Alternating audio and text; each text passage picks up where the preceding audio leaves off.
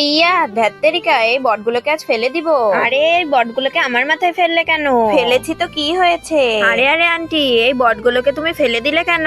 আমার বাসায় এই বটগুলো খাওয়ার মতো কোনো মানুষ নেই, তাই ফেলে দিয়েছি।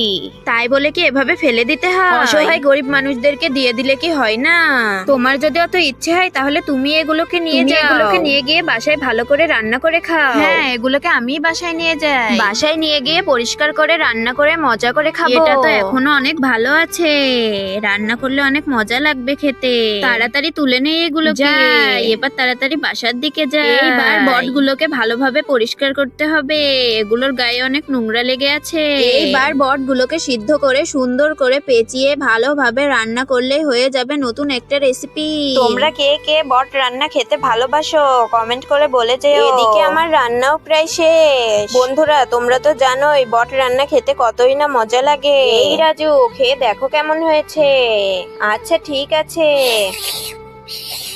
এটা তো খেতে অনেক মজার সুস্বাদু হয়েছে।